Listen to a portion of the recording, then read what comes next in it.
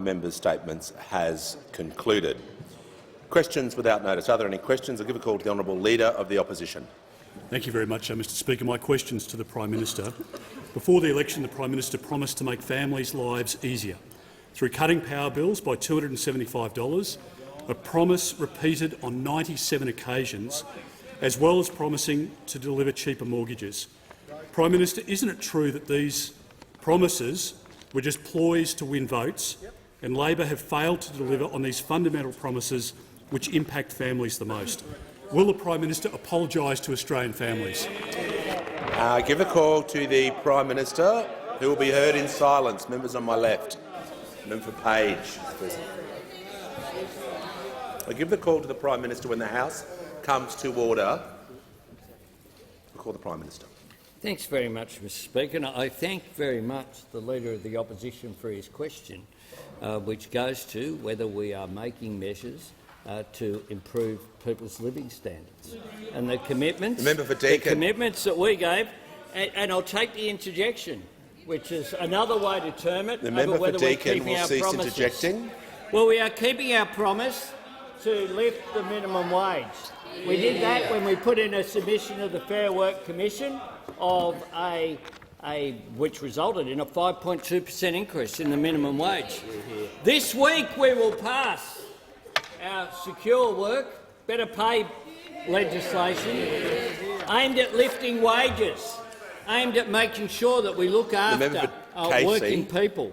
That Secure Jobs Better Pay bill will have a number of measures in it which will make a difference to people's living standards, putting gender equity and job security at the heart of the Fair Work Commission's decision-making, banning pay secrecy clauses, giving the Commission the expertise and powers to end the historic inequality between the pay and conditions in female-dominated care industries. That will make an enormous difference.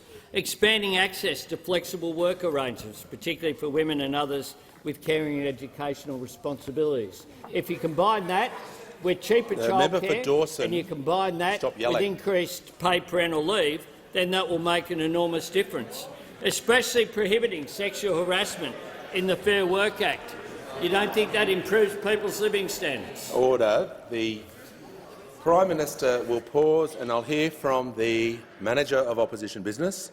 Well, Mr Speaker, on relevance, on question time, you've previously upheld a point of order because the minister's answer. Resume your seat. The question included, isn't it true you made promises? The Prime Minister is talking about his commitments. It was a very broad question and a very political question, and I give the call to the Prime Minister. It was indeed, Mr Speaker. I can see why they're embarrassed, because they voted against all of this. They voted against bolstering the ability of workers to recover unpaid entitlements. They voted against it being against the law to advertise a job that pays below the minimum wage. They voted against that. They voted against it, and they said it's all wrong, it's all bad. We're going to reform the Better Off Overall test as well to make enterprise bargaining more attractive. We've delivered on our commitment to establish a Royal Commission into Robodebt. And don't those over there like that? What's coming out of that? Don't they enjoy that? We're repairing our international relations, which we said we would do. They're still trashing them. They're still busy trashing the relationships, particularly in the Pacific. We've delivered already the regional first home buyers guarantee, and that's coming in with more than 1,000 people have signed up already. We've already expanded the Commonwealth Seniors Health Card. We've abolished the cashless debit card. We are delivering on our promises. We have spent 6 months delivering on our promises. Those opposite just stood still for a decade, and ever since then they've been coming to terms with it. There's far too much noise in the chamber. The member for Groom is warned. It's only the first question. I want the House to be quiet so I can hear from the member for Hasluck. Thank you, Speaker. My question is to the Treasurer. Why is it important to support Australians with responsible cost of living relief and to get wages moving again? Great question. Give the call to the order. The member for Deakin has been continually interjecting. So is the member for Aston as well. When the House comes to order, we will hear from the Treasurer, and I give him the call. Thanks, Mr Speaker, and thanks to the member for Hasluck for her question and for her contribution to this place as part of a much bigger and much better contingent from WA. Mr Speaker, when government changed hands in May, Australia had skills shortages, an aged care crisis, energy policy chaos, $1 trillion in debt, stagnant wages, and ordinary working people weren't getting a look in. Since then, the global economy has deteriorated and the impacts of the war in Ukraine have become more serious and longer-lasting. And that's why around the world we are seeing higher energy prices, higher inflation, higher interest rates and the risk of a hard landing in other economies. And developments in China will weigh on global growth as well. Now, these economic pressures come at us from around the world, but we know that they are felt around the kitchen table. Australians are paying a hefty price for Russian aggression and a decade of economic mismanagement here at home. Let me give you 4 facts, Mr Speaker. A decade-long policy of deliberate wage suppression delivered nominal wage growth at an average annual rate 40% lower than the last Labor government before it. Average weekly disposable household income grew by just $25 between 2014 and 2020. Between 2007 until the pandemic, almost 2/3 of the increase in household income per person, a key indicator of living standards, occurred under the last Labor government. And real wages are lower now than they were 10 years ago as a consequence of all this. Now, we know that we can't fix every single aspect of this overnight, but we can make a difference. And that's why our economic plan is focused on responsible cost-of-living relief and getting wages moving again in our economy. We've got a policy for cheaper medicines, for cheaper childcare and early childhood education. We've got a policy to train more people for higher wage opportunities. We're taking steps in the energy market, soon in the near term, but also in the longer term. We supported a minimum wage for the lowest paid workers. We support a pay rise for aged care workers as well. And we are fixing a broken bargaining system. Now, all the argy-bargy in this place about industrial relations comes down to a simple difference. Those opposite think that there is never a good time for decent wages growth. We want to make it easier for people who work hard to get ahead and to provide for their loved ones, and that's the difference. That's why the election did more than put an end to a wasted decade of missed opportunities and warped priorities. It did more than end the waste and rorts in our budget. It did more than end a policy of deliberate wage suppression from the national government. It began a new and better approach to managing our economy and leading our country in the interests of our people. Give the call to the Honourable Deputy Leader of the Opposition. My question is to the Prime Minister. I refer to the Prime Minister's broken promise to reduce power prices for small businesses and families by $275, a promise he made 97 times before the election. I also refer to the Prime Minister's broken promise to deliver cheaper mortgages made at Labor's campaign launch. Can the Prime Minister identify a single electricity company which has reduced its charges, or a single mortgage holder who is paying less than on the day the Prime Minister made these promises? Give the call to the Prime Minister. Yes, thanks, Mr Speaker. Of course, the whole premise of the question is wrong. But when you look at the energy crisis, members on my left, they've given up on the IR. No more talk about small businesses and IR. Order. No more false examples coming through. They're now back onto another falsehood, now onto another one.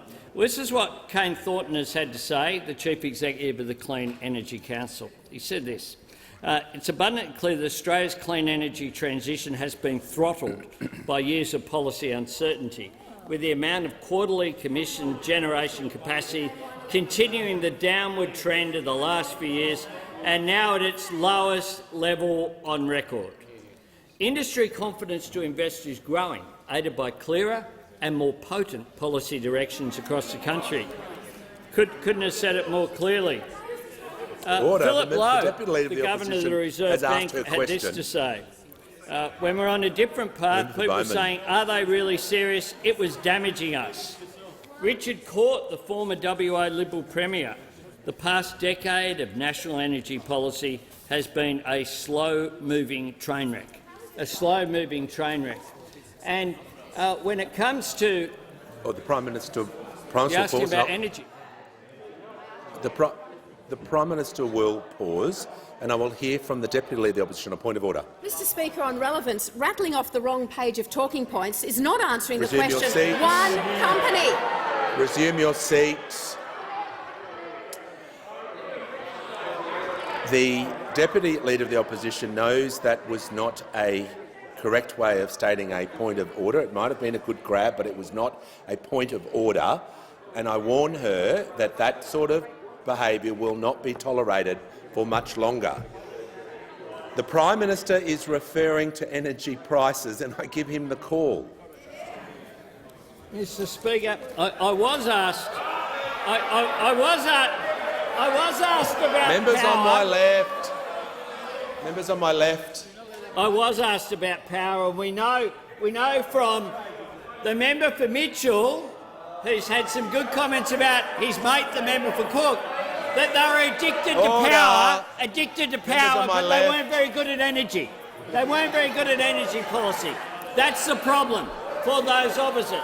All about power policy, nothing about energy policy. Order. The truth Members is on my left that the cheapest form of new energy is clean energy, is renewable energy, which is why our policy will put downward pressure on energy prices. And when it comes to mortgages, I know this is a really difficult concept, but if you have the policy that we have, that the WA government has, and I noticed Minister Cook in the gallery there today. Perhaps Minister Cook could provide a workshop while he's here in Parliament House about how successful the WA program has been of providing a shared equity system for people to get into housing in Western Australia. And our Help to Buy scheme will do just that as well, because the nature of a Help to Buy is that rather than the person who has the borrowings, it's a shared scheme. Concluded. Before I call the member for Paterson, I will formally welcome the Honourable Roger Cook, the Deputy Premier of Western Australia, and Councillor Lorna Clark to the chamber. A very warm welcome to you both. And I give the call to the member for Paterson. Thanks, Mr Speaker. My question is to the Minister for Employment and Workplace Relations. Minister, how will the Secure Jobs Better Pay Bill help address the cost of living pressures for working Australians by getting wages moving again? Give the call to the Minister for Employment and Workplace Relations and Minister for the Arts. Thanks very much, Speaker. And I thank the member for Paterson and thank her for her commitment to working people in her electorate. It's interesting those opposite, when they want to talk about cost of living, will never talk about how money gets into your bank account in the first place. We'll never talk about what happens in terms of wages in this country, because the Secure Jobs Better Pay Bill will get wages moving again, and that's why those opposite opposed it. If you put gender equality as an objective of the award system in Australia, that helps get wages moving in this country. If you improve how the Fair Work Commission considers equal remuneration and work value cases, that helps get wages moving in this country.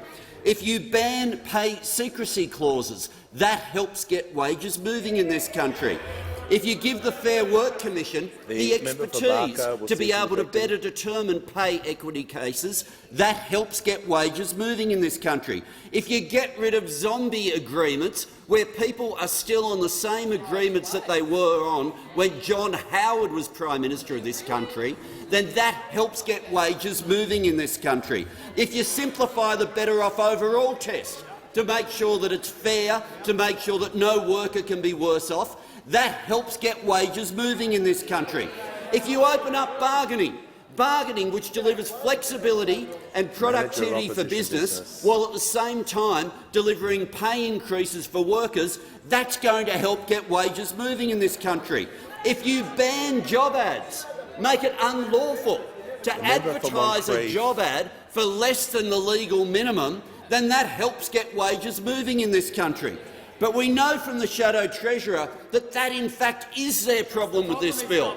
It is their problem because the Shadow Treasurer knows, as he answered when asked by Laura Jays about multi-employer bargaining, he said, well, it pushes up wages. The Leader of the House will resume his seat. The member for Hume on a point of order. I just draw your attention to Standing Order 68. The comment that the minister just made is false. The minister is reading a quote from a media report. I'll just ask the minister to clarify where he is reading that document from. It was said on television, Mr. Speaker. It was on Sky News. I'll just ask the minister to continue with his answer. Quote. I'd ask the minister to continue. Thank you. Look, in fairness to the Shadow Treasurer, I'll use a different quotation that was also used on television, and it wasn't the Shadow Treasurer, so this one won't upset him. Because in a doorstop delivered in the Northern Territory, a similar question was asked of the Leader of the Opposition, where the Leader of the Opposition was asked whether he had concerns about proposed changes to the industrial relations laws. And he began by saying he was deeply concerned for businesses. And then he goes on to mention why. It's going to result in higher wages. It's going to result in higher wages. Those opposite, they do oppose everything in this bill, and they oppose it for the exact reason that we support it. It will get wages moving again. The call to the honourable member for Warringah. Prime Minister, right now it's perfectly legal for political parties and politicians to lie in advertising for elections and referendums. I tabled my Stop the Lies bill yesterday to stop this. Will the government support regulating against misleading and deceptive advertising in election and referenda advertising to ensure a fact-based, respectful debate on The Voice? Give the call to the Prime Minister. I thank very much the member for Warringah for her question, and I also thank her for raising it with me in a meeting that we held member for O'Connor. that was very important. The member, of course, is very sincere in her strong view, which I share, that our electoral system and our democracy relies upon people being truthful and people being able to make decisions based upon the members on my left, the facts being there and not distorted. And in particular, the member has raised concern about the referendum on the constitutional recognition of First Nations people in our nation's birth certificate, our constitution. And that is important because there's been a lot of misinformation already out there, including that somehow it would usurp the role of this parliament, even though it is very clear from the discussions and the drafts that have been put forward. Order. Members on my left will cease objecting. The member for Groom will is not on his be last the warning. case. Now, to do a change to our electoral system, though, is a complex and difficult task. We have the usual Joint Standing Committee on Electoral Reform inquiry at the moment into the 2022 election. One of the issues that they will examine is the potential for truth in political advertising laws to enhance the integrity and transparency of the electoral system. And I think that is certainly something that is worthy of examination. We await that report. I had a discussion with the Minister, the Special Minister of State responsible for the AEC after our discussion earlier today. He indicated to me that the AEC had expressed some concern to him about the capacity that they have to make judgments and what mechanism you would have to put in place in order to achieve the outcome that the member for Warringah seeks, which, as I say, is a very worthy one. I do note the member for Warringah and other crossbench members raised with me the South Australian laws in the state, and that's certainly something worth examining. That's something that I have only had drawn to my attention this morning. It certainly is worth examining. Our democracy is precious, and it is important that in the referendum in particular, but all elections and all deliberations in which the Australian people have a say, that there be truth in what is put forward, and we'll examine the members' propositions. But we thank her for her constructive engagement with the government. Time has concluded. Give the call to the member for Bennelong.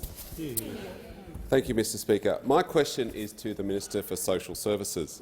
How does the Albanese Labor government's investment in paid parental leave help families balance work and care and provide cost-of-living assistance?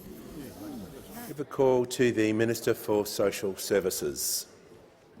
Thank you, Speaker. And I'd like to thank the member for Bennelong for his question. And I congratulate the member for Bennelong for being a strong voice for families and communities across his electorate.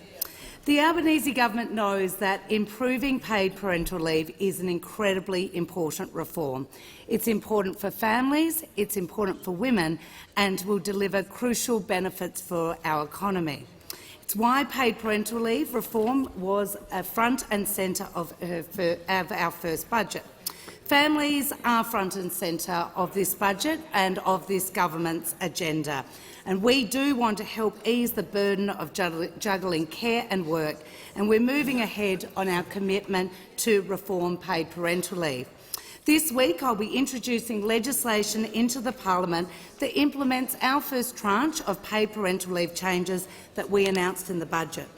Crucially, when passed from the 1st of July 2023, it will give more families access to government payments, provide parents more flexibility on how they take leave and encourage them to share care to support gender equality.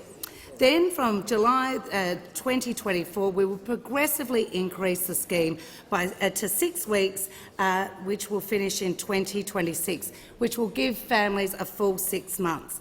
This is the largest expansion since Labor established the scheme in 2011. Since our budget announcement, I've had the privilege of talking to many families about what these changes mean. Kiri is a working mum with 2 young kids who said that the promotion of shared care in the government's paid parental leave measures would have been an enormous benefit when she and her partner were having children. She said, "I wish that this was in when I had my 2 kids. I'm the main breadwinner in our family, and my husband didn't have any paid parental leave through his job. So when we had our children, he only took a few days off." Daniel and Amy in Mackay call the government's announcement fantastic, saying additional time to help couples and single parents is very welcome. They agree that the key feature to help families is the flexibility and the ability to share entitlements, as opposed to when they first welcomed their children. The government has been very clear that our paid parental leave scheme is designed to complement employer-paid workplace leave schemes and will not replace them. We will never accuse parents of being double dippers if they take both entitlements. I am proud to be part of a government who has spent every day of their first 6 months in government delivering for families, delivering significant reforms and meaningful policies to improve the lives of families and communities right around Australia. Before I order the member for Page, before I call the member for Hume, I'd like to advise the House that in the gallery today is Ms Rebecca White, the Leader of the Opposition in Tasmania, and Ms Anita Dow, the Deputy Leader of the Opposition. A very warm welcome to you both. And I give the call to the member for Hume. Thank you, Mr Speaker. My question is to the Minister for the NDIS. I referred to his comments in the media last week that the RBA Governor was talking rubbish. Will the Minister apologise for these comments?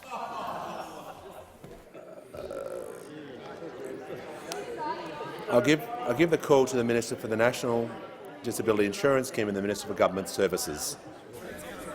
The member for Hume knows he's misquoting me, but he's got form on misquoting people.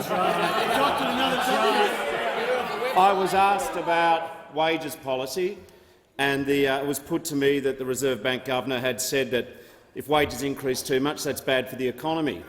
The point that I made is the problem in Australia isn't that wages are increasing too fast, is that they haven't increased enough over the last 10 years. They've been frozen. And furthermore, the laws which Labor's just passed, with the support of the Senate, will for the first time in 10 years give feminised industries, low-paid workers a chance of getting wage rises. What amazes me is that when people are doing it hard in this country, as so many industries have for so long, the opposition is not only not repentant for their poor wages policy in the last 10 years, they haven't learnt the lesson of the last election. Has the minister concluded his answer? Has the minister concluded his answer? Has the minister concluded his answer? I give the call to the member for Gilmore. Order. My question is to the Minister for Health. How is the Albanese Labor government making life-changing drugs accessible and affordable for Australians with high cholesterol and chronic heart failure? Give the call to the Minister for Health and Aged Care. Mr Speaker, and I thank the member for Gilmore for her question, because I know just how hard she campaigned on our promise to cut the price of medicines. And already, Mr Speaker, we are delivering on the promise that the member for Gilmore made to her community. In July, we slashed the maximum amount that millions of pensioners and concession card holders would pay for all of their medicine needs by 25%. So now, across a year, pensioners will pay no more than $4.70 per week for all of their medicines needs.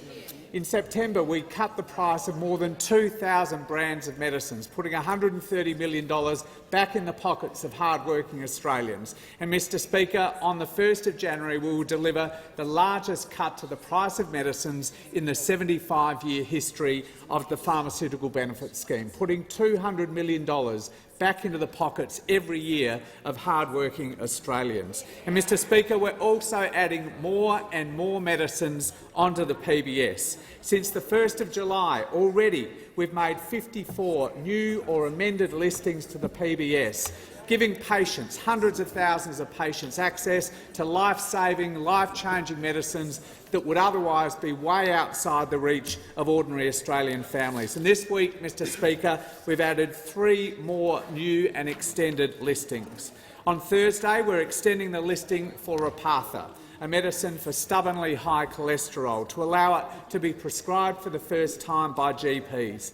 10,000 patients every year will now get access to this life-changing medicine more quickly and without having to travel to the city to see a specialist to do it. And instead of paying almost $4,000 for this life-changing treatment, they'll pay just $42.50, or from the 1st of January, just $30.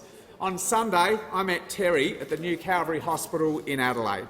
Terry is just 41 and incredibly fit, but needed an urgent double bypass last year. He's recovered really well, but he now needs to go on this drug, Repatha. And now he'll be able to do that, allow him to run in the Sydney Marathon, which he's planning to do next year, and he'll pay just $30 for the script. Vercuvo will also be listed for the first time to treat symptomatic chronic heart failure, a condition that hospitalises about 180 Australians every single day. Andrew was also with us on Sunday. He's had this condition for years and recently got much worse, to the point where he couldn't even lie down to sleep. Well, he's now on Vercuvo and will pay $6.80 instead of $1,900 for this treatment. He told me, "We're hopeful it will boost my heart function and add years to my life." And, Mr Speaker, that's what this is all about. Cheaper medicines aren't just great for a hip pocket at a time of burgeoning cost of living pressures, it also changes people's lives. The call to the member for Lyne. Thank you, Mr Speaker. My question is to the Minister for Climate Change and Energy. How many private properties will be impacted with the construction of poles and wires across New South Wales as part of Labor's energy policy to build 28,000 kilometres of new transmission lines? Give a call to the Minister for Climate Change and Energy. Well, thanks, Mr Speaker. I think by poles and wires across New South Wales, the honourable member must be referring to HumeLink.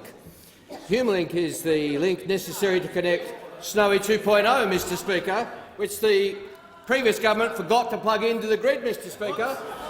They forgot to connect to the grid. When you have a project, a good project, admittedly it's running 18 months late, but it could be running on time or later, it wouldn't really matter if it's not connected to the grid, which is what the previous government failed to do. But credit's where I always try to be fair about such matters. Credit where it's due. The former Minister for Energy did bring down a regulation to facilitate transmission, including specifically HumeLink, and in that regulation he said transmission is critical to deliver low-cost, reliable and secure energy to consumers. And I'll take the interjection from the former minister who just said it's not 28,000 kilometres. Well, he did say on the 18th of March this year thousands of kilometres of new transmission is likely to be needed to connect new generation and deliver reliable, affordable energy. Reliable and affordable energy across the national market. Thousands of kilometres, he said, were necessary. He just forgot to deliver any. The member for Lyne will resume his seat. When the House comes to order, I'll hear from the member for Macarthur. Thank you, Mr Speaker. My question is to the Minister for Early Childhood Education. How will the Albanese Labor government's plan for more affordable early childhood education help families with the rising cost of living? Call to the Minister for Early Childhood Education and the Minister for Youth. Thank you, Speaker, and I thank the member for Macarthur for his question and for his interest and contributions to early childhood development before coming to this place and since being in this place. I have to say, Speaker, it's rather disappointing that in the last 6 months I haven't had a single question from those opposite about our early childhood education reforms and how they help families struggling with the rising cost of living. Reforms that provide cost of living relief for 9,200 families in the member for Macarthur's electorate. In fact, our landmark reforms provide more affordable early childhood education for more than 1.2 million families right across Australia in every electorate. That's 1.2 million families that have been struggling with the rising cost of living. 1.2 million families that have had to deal with a 41% rise in the cost of early childhood education and care over the last 8 years, all while working under the previous government's policies deliberately designed to keep their wages low. Families, Mr Speaker, who this evening will be sitting around the family table doing their household budget, factoring in the cost of early childhood education, factoring in all the other costs, and then making a decision about whether or not they can afford to work an extra day or an extra 2 days or an extra 3 days, or whether that gets eaten up in early childhood education and care costs, and what that means for their household budget. Now, the opposition might think that early childhood education is merely outsourcing parenting, Mr Speaker. But on this side of the House, we know that education plays such an important role in a child's brain development, as well as for our economy. The Albanese government takes the responsibility of delivering a fairer Australian society seriously, and that includes providing cost of living relief.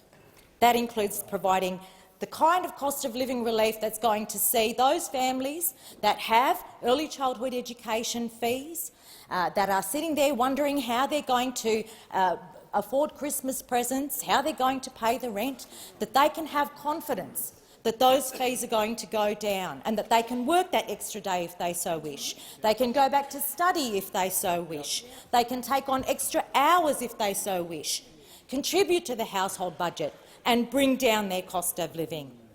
They don't just provide relief to the household budget.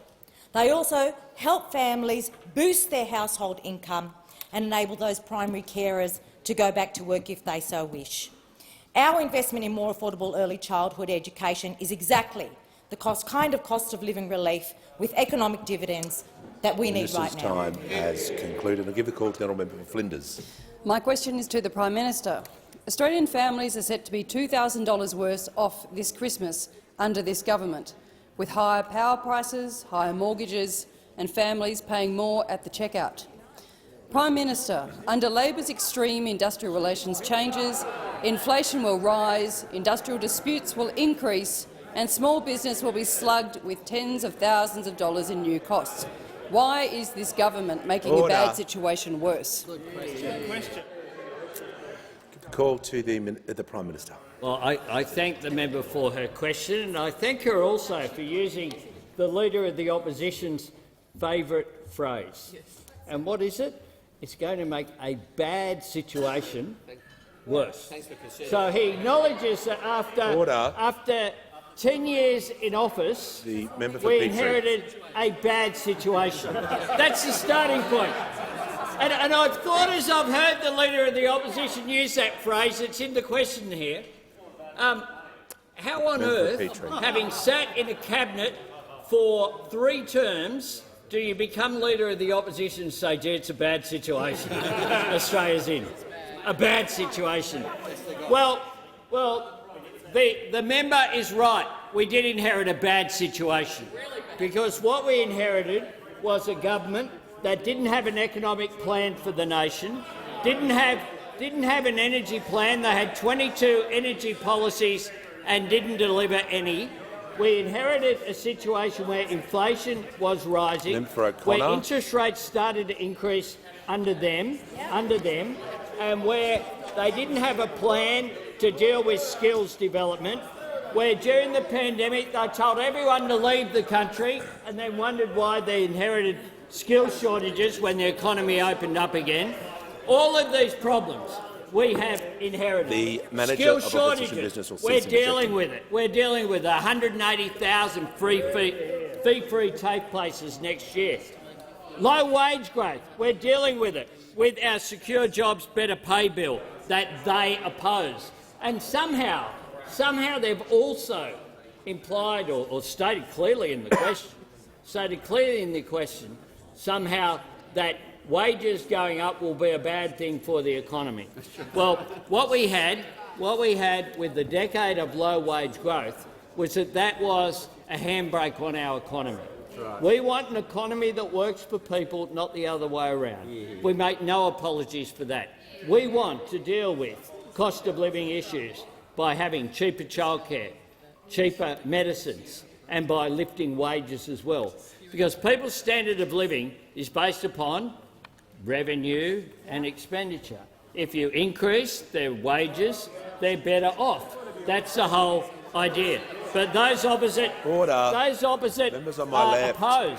are opposed to higher wages. Those opposite concede in the question that yes, indeed, we did inherit a bad situation from those opposite. The call to the member for Blair. Mr Speaker, my question is to the Deputy Prime Minister. When it came to defence, the former government made announcements based on pictures and press conferences rather than substance. What will the Albanese Labor government do to ensure the professionalism and integrity of the Australian Defence Force is always the focus? The call to the Deputy Prime Minister and Minister for Defence. Well, thank you, and I thank the member for his question and acknowledge the contribution that he has made to defence policy in this country. The Australian Defence Force belongs to all of us. We seek diversity in the Australian Defence Force so that it looks like Australia, so that at the same time that we can say the ADF is of us, it is also all of us, which is why it's so important that the Defence Force is above partisan politics. Now, there are a number of members of this House who have served in the ADF, and they rightly celebrate their service in the ADF as part of the CV for why they're here. Completely fair enough. And there are also other members of the Defence of this House who have had the opportunity to see the Defence Force in action, and they've posted images of themselves with the ADF. Also, completely fair enough. But when it comes to doing press releases or press conferences, as the Minister for Defence, as the Prime Minister, it is so important that we do not cast a political overlay over an institution which should be sacred in this nation. And that is the standard that the Albanese government will set. But that is not what we saw over the last 10 years, because those opposite never avoided a press conference where they used the Australian Defence Force as a backdrop. And the low point of this was on the 4th of January in 2020, during the biggest mega-fire in our recorded history, just 4 days after a firestorm swept through the south coast of New South Wales, on a day on which the temperature hit 44 degrees in this town in the midst of lives being lost and property being damaged. And those opposite made a decision to call out the Defence Force to help with the bushfires, and then they produced a video which had images of the ADF, and the tagline was "How to donate to the Liberal Party." That was a disgrace.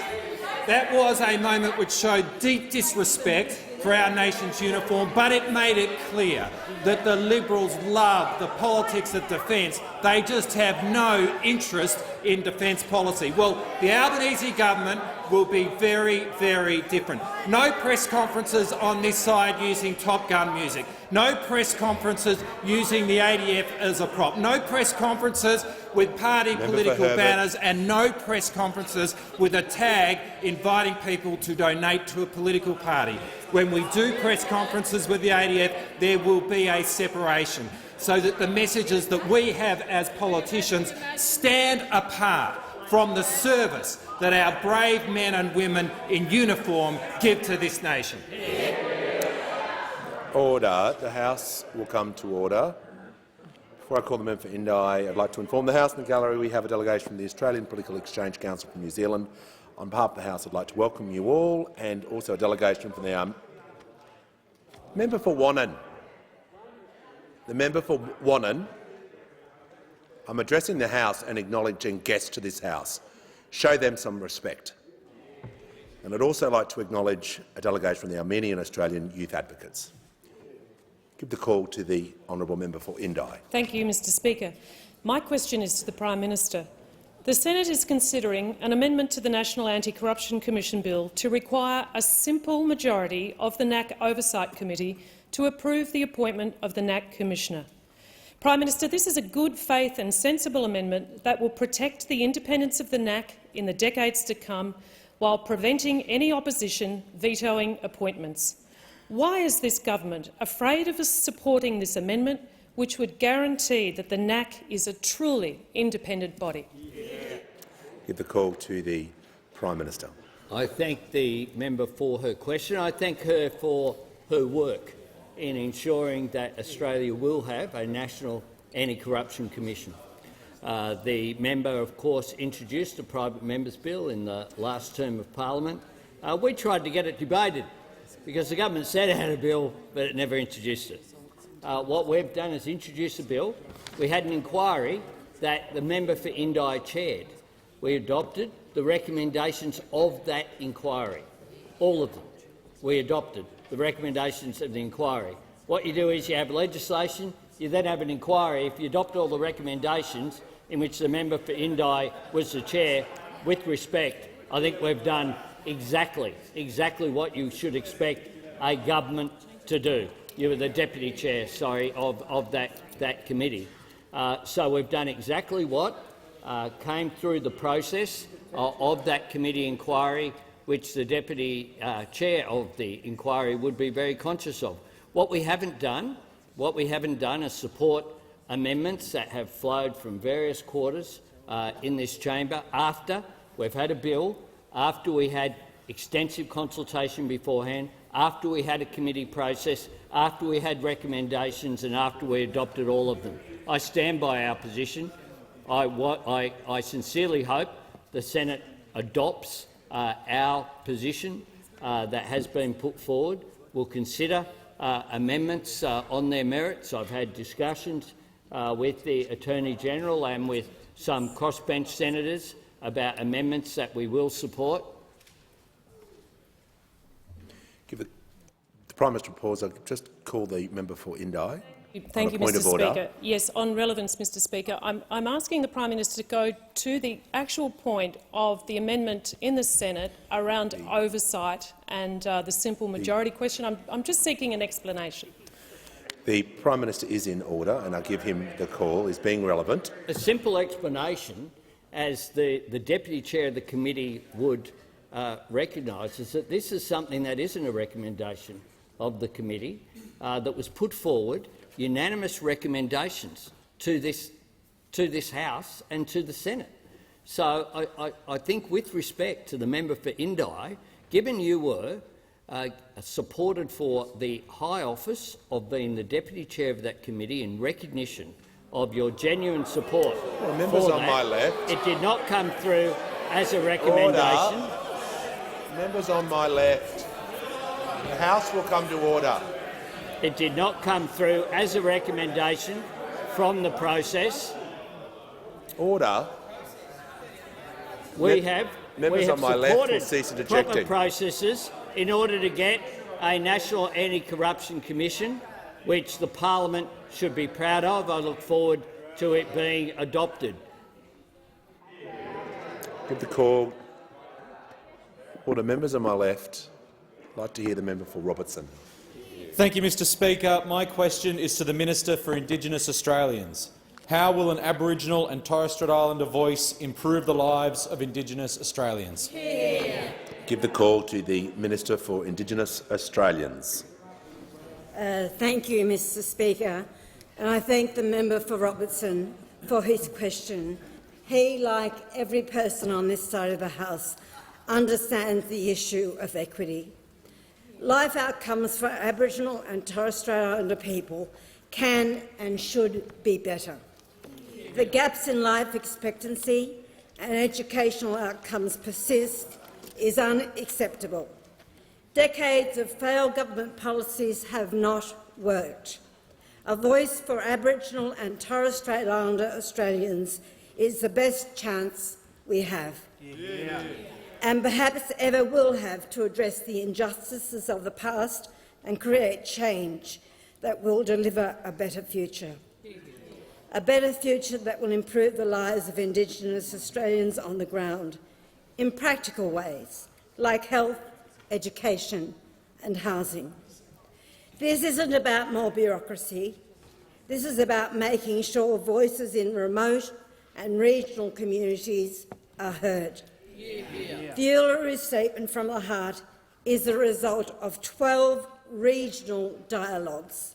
After all, over 1,200 attendees from right across this country. This isn't about dividing people. It's about uniting Australians, giving First Nations people a say in the matters that affect us, not being told what's best by bureaucrats. Mr Speaker, I grew up in Whitton, down in the Riverina, a small country town. I was raised by Billy and Nina. They were my great aunt and uncle. We didn't have much, and I didn't know my dad until I was 27. Billy and Nina taught me the value of respect, and being kind to others doesn't cost you anything, and that you learn more from listening than by talking. That someone with my history can stand in this place is the most unlikely thing. But not everyone is so lucky. Not everyone can have their voice heard, and that's why we need a voice. An Aboriginal and Torres Strait Islander voice is an idea whose time has come. The Australian people will decide this referendum, not politicians. And I have faith in the Australian people. We want to take Australia forward for everyone. We will work with anyone who wants to take this journey forward to a better future.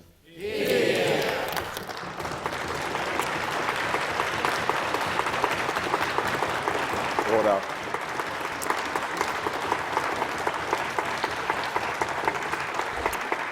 With the call to the member for Fairfax.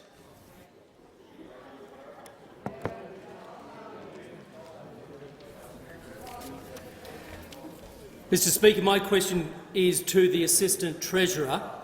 In his speech introducing the Treasury Laws Amendment Bill last week, the Assistant Treasurer restated the government's commitment to lower the cost of electricity bills for consumers. Does this mean the government is standing by its commitment to reduce household electricity bills by $275, or is this yet another cruel promise the government plans to break? The call to the Assistant Treasurer. Thanks very much, Mr Speaker, and I thank the honourable member for his question. The Albanese Labor government stands by each and every one of its promises, and we have been working to deliver on those promises for the last 6 months. While this mob over here have done everything in their power to stand in our way on delivering on our promises, we have been busy doing the work to ensure that we deliver on our promises. Whether it has been introducing laws to get wages moving again, whether it has been introducing laws to ensure that Australians can afford to make a choice about whether they stay at home and look after their kids or go back and work another couple of days to make ends meet, whether it is about ensuring that we can put our elderly Australians in an aged care facility and know that they're going to get well fed and well cared for. We have been delivering on each and every one of our promises, and in the area of energy. As the fools on this side of the House come to the dispatch box each and every question time, asking their ridiculous questions when they know that they have presided— Assistant Treasurer will take a breather, and I'll hear from the order. I'd like to hear from the Manager of Opposition Business on a point of order. Assistant Treasurer has form in repeatedly using unparliamentary language. He's just done it again. He should be asked to withdraw. That AFR piece was— I'm going to ask the Assistant Treasurer to withdraw to move on with his answer. Mr Speaker, while this mob over here on each and every day of question time have come to that dispatch box and asked us questions about what we're doing to help ordinary Australians meet their cost of living issues. Order. Members on my left. For 9 years they have presided. For 9 years they have presided over a wreckage of energy policies, 22 energy policies. Not one of them delivered. Not one of them delivered. While we're doing the hard work to ensure that we can get the Assistant Treasurer, and I'm going to be very clear with the member for Wannon. You don't have the call. You don't have the call. You don't have the call. Okay. Well, I didn't hear what you said. So if you're going to come to the dispatch box and yell, you'll be warned. Well, you didn't have the call. So you wait until you get the call and I'll hear you. I'll give the call to the Assistant Treasurer with 1 minute to go. Now, if members opposite want to know why there are pressures on our power system and on energy prices in this country, they should go and grab a mirror. 22 failed energy policies, not one of them delivered. 22 failed energy policies, not one of them delivered. Well, we're getting onto the job of ensuring that we have an energy policy which will deliver affordable and sustainable energy in this country, and they are doing their level best day in and day out to frustrate the delivery of those policies. If Australians want to know why their energy bills are going up, they should look no further than that fellow over there. Look no further than that fellow over there, because there is not a man or woman in this parliament who is more responsible for the increase in energy prices than the member for Hume over there. The time has concluded. The minister's time has concluded. The minister's time has concluded. Give order. When the House comes to order, the member for Fairfax will cease interjecting. I give the call to the member for Parramatta. Mr Speaker, my question is to the Minister for Aged Care. What changes has the Albanese Labor government made in its first 6 months to improve aged care for our older Australians? Give the call to the Minister for Aged Care and Sport. Thank you, and I thank the member for his question because I know how hard he campaigned to see aged care reform in this country. And as he knows well, we inherited an aged care system in complete crisis, one that was so bad that it needed a Royal Commission. And this crisis is best articulated by a line from that Royal Commission final report that describes the attitudes of those now opposite. And that report read, Mr Speaker, "At times in this inquiry, it has felt like the government's main consideration was the minimum commitment it could get away with, rather than what should be done to sustain the aged care system so it is enabled to deliver high-quality and safe care."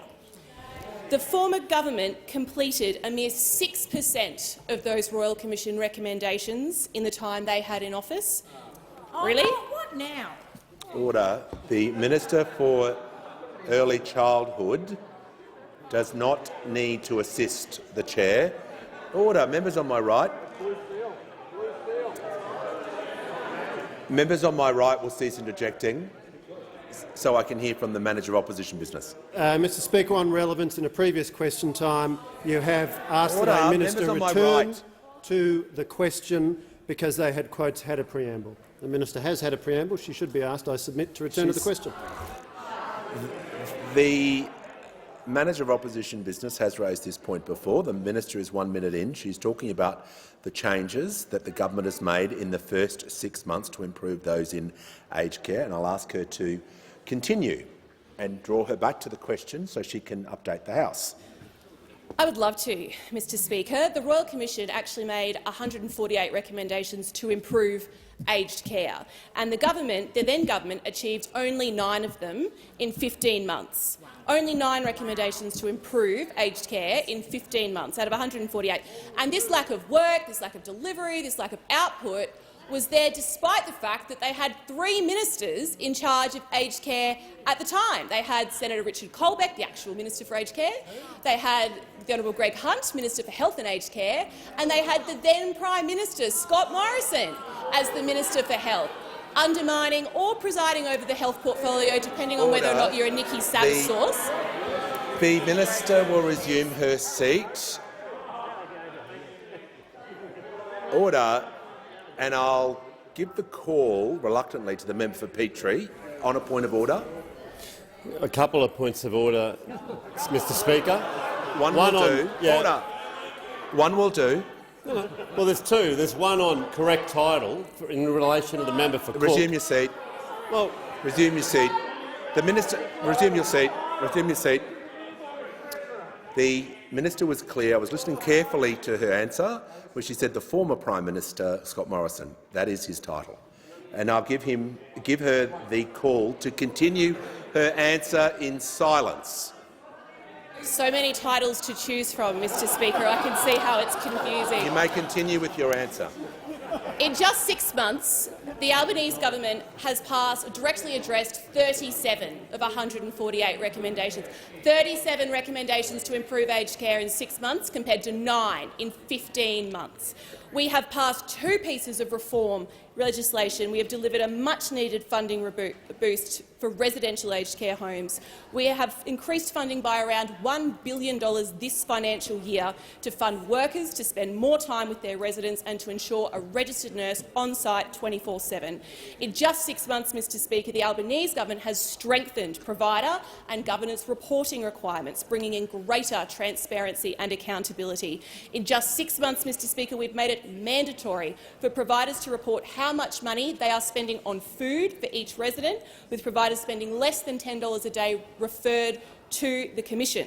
And one of our first acts in government was to make a submission to the Fair Work Commission to get aged care workers a pay rise. And on 4th of November, just 2 weeks shy of our 6-month anniversary, the Fair Work Commission made a welcome interim decision for an increase to wages of 15% for aged care workers involved in direct care.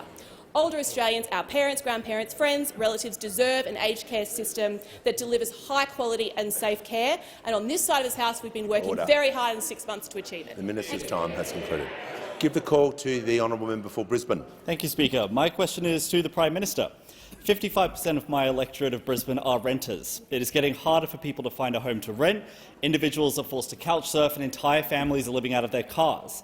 We've heard about real estate agents in Brisbane advising landlords to increase rents by over 20%, and the annual rental affordability report out today has revealed that 58% of private renters are in housing stress. Prime Minister, will you commit to putting national rental standards that include an end to no-grounds evictions and a 2-year rent freeze on rent increases on the agenda at National Cabinet meeting next week?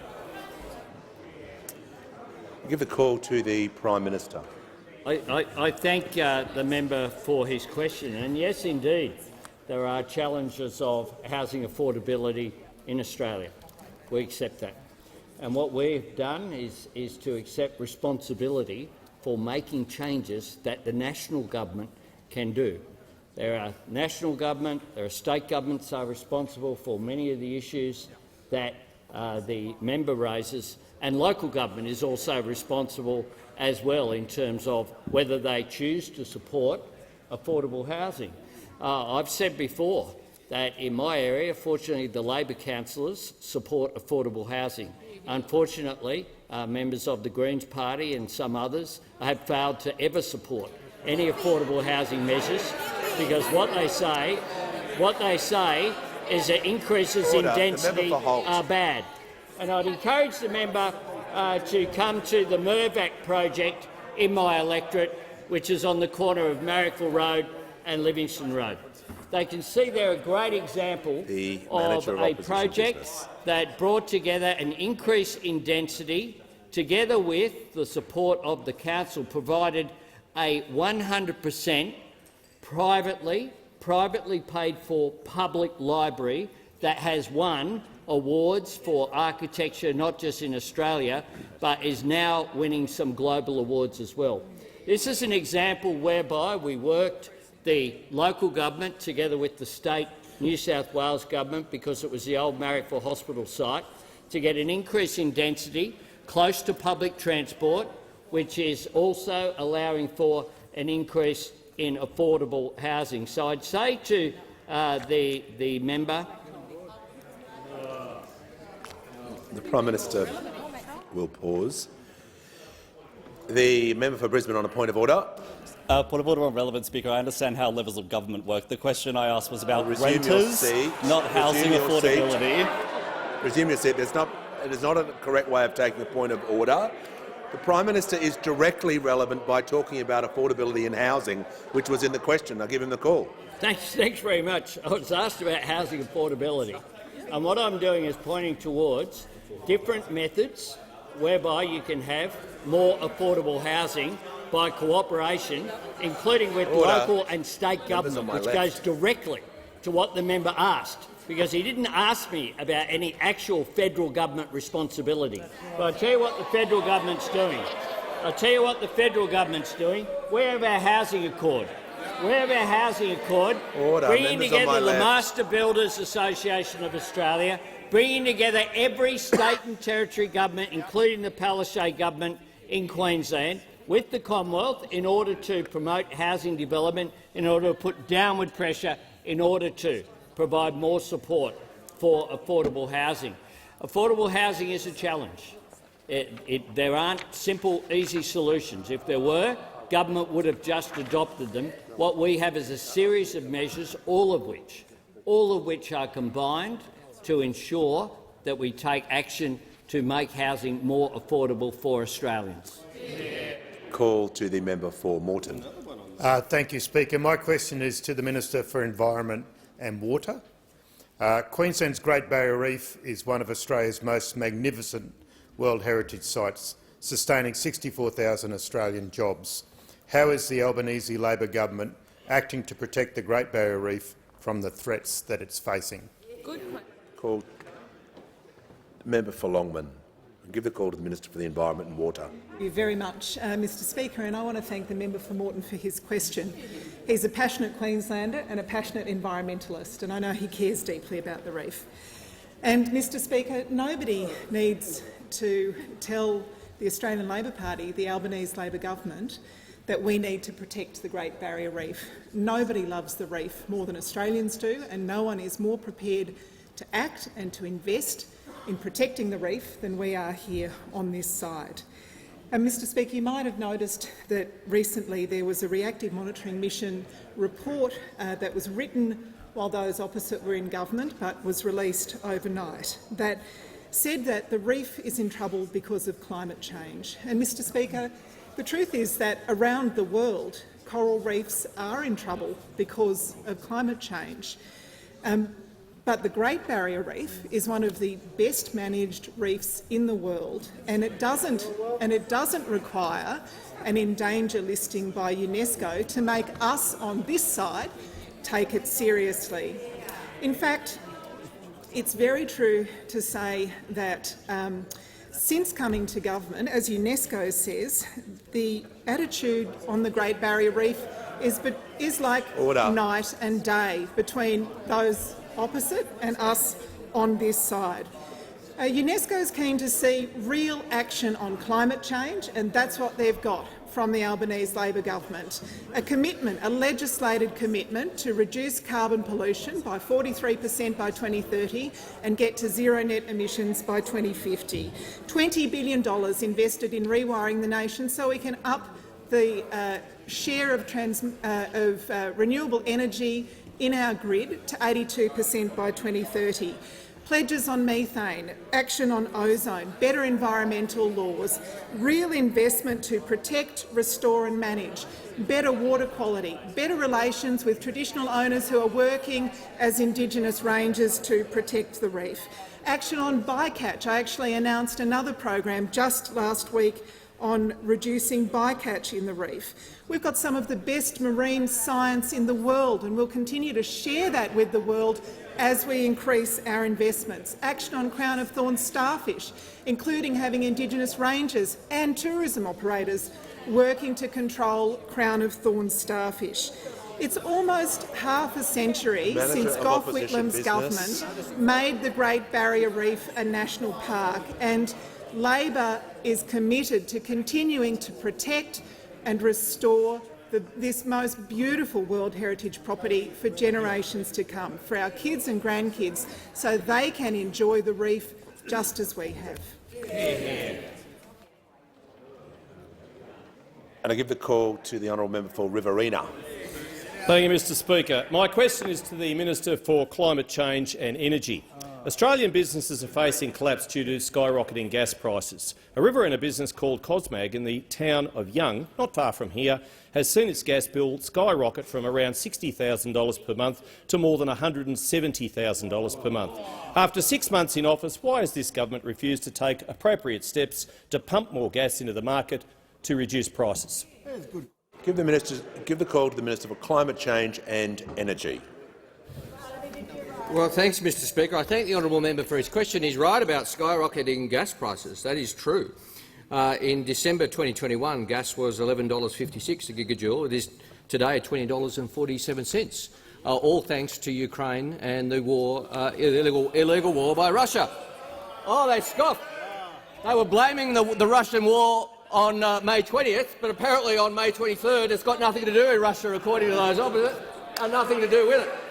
The honourable member asked us to pump more gas. I'm not sure where he would have us find the gas to pump into the system, Mr Speaker. The honourable member might like to talk about what gas he thinks is lying fallow there that we can just press a button and get going. Now, the honourable member talks about energy prices and policies to reduce energy prices, and we on this side of the House are actively working to ensure that the impacts of the Russian war do not flow through to industries and businesses in Australia. But I give credit where it's due.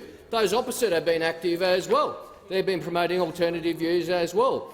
They've been last week holding a seminar about atomic energy, about nuclear energy, Mr Speaker. That was their big idea last week. That's their big idea about lower power prices. And the member for Fairfax, the Shadow Minister, was asked about the views of the CSIRO and AEMO that nuclear energy is the most expensive form of energy available. And he said, personally, I don't accept those views, Mr Speaker. Personally, I don't. Apparently the CSIRO is wrong. He's nodding. The honourable member's nodding. Down at the CSIRO, all those PhDs are handing back their degrees, Mr Speaker. The member for Fairfax says they're wrong. What would they know? What would they know? Now, Mr Speaker, the AEMO CSIRO report found that the cost of small modular reactors, which those opposite are so in love with, would cost $16,773 a kilowatt, Mr Speaker, in capital cost. The member for now New that would be $5 billion a reactor, Mr Speaker. $5 billion a reactor, and we know that they would need 80 across the grid, Mr Speaker. That would amount to $402 billion, or 17% of GDP, Mr Speaker. That's their plan for lower energy costs. Order. Now they say they want a conversation. It will be a gas bag-led recovery, Mr Speaker. Has the minister concluded his answer? The minister has concluded his answer. The member for Riverina will resume his seat. When the House comes to order, I'll hear from the member for Solomon. The member for Solomon has the call.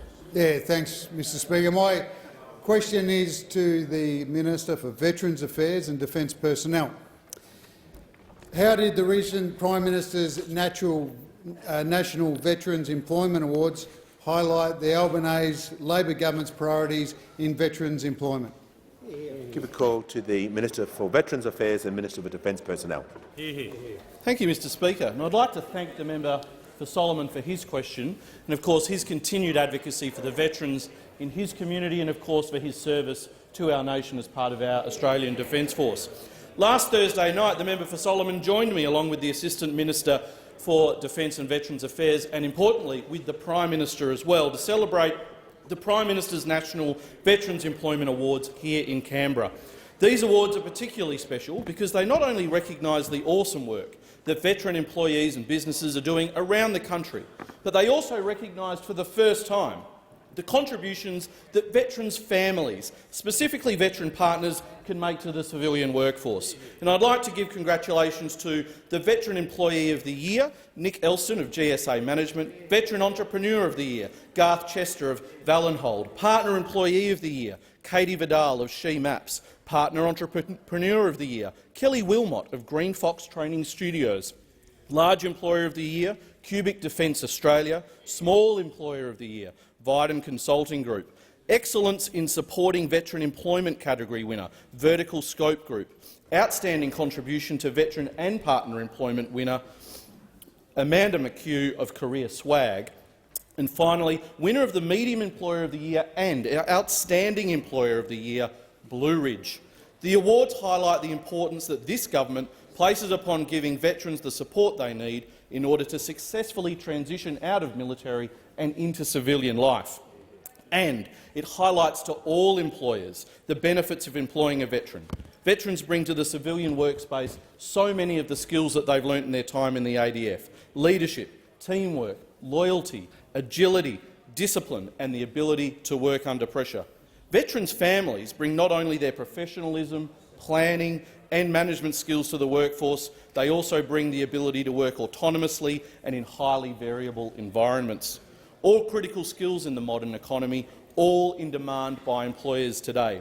The Albanese government knows just how important a good transition is for a veteran to ensure good outcomes following their military service, which is a big part of that is getting into meaningful work. That's why at the election we committed to a $24 million veterans employment program looking to improve veteran and defence family employment prospects, improving education and backing veteran-owned businesses. I want to acknowledge some of our excellent veteran-led Aussie defence industry businesses that join us in the gallery today. The Whiskey Project, J37, 3ME Technology, Nova, Omni Executive and Xtech. Veterans make an amazing contribution to defence industry. They know what defence personnel need in the field. Your skills mean you continue to contribute to our sovereign capability. It's all part of how the Albanese government is delivering a better future for veterans and families. On indulgence, I'll call the member for New England. Speaker, on indulgence, I'd like to associate the coalition with the majority of your remarks. And also note in a serious form the passing of Ernie Chester Walker, the last of the Rats of Tobruk, at 106 years old today, who served not only in Tobruk but also was served on the Kokoda Trail. May he rest in peace. Call the Prime Minister. Thanks, Mr Speaker. Firstly, can I join with the Minister for Veterans Affairs in congratulating all those who were successful at the Prime Minister's Veterans Employment Awards last Thursday evening. It was a great honour to attend the awards, and it was good that the Chief of the Defence Force was there as well as members from both sides of the House, and it was a terrific evening, and I congratulate all of them. And on that note, I ask that further questions be placed on the notice paper.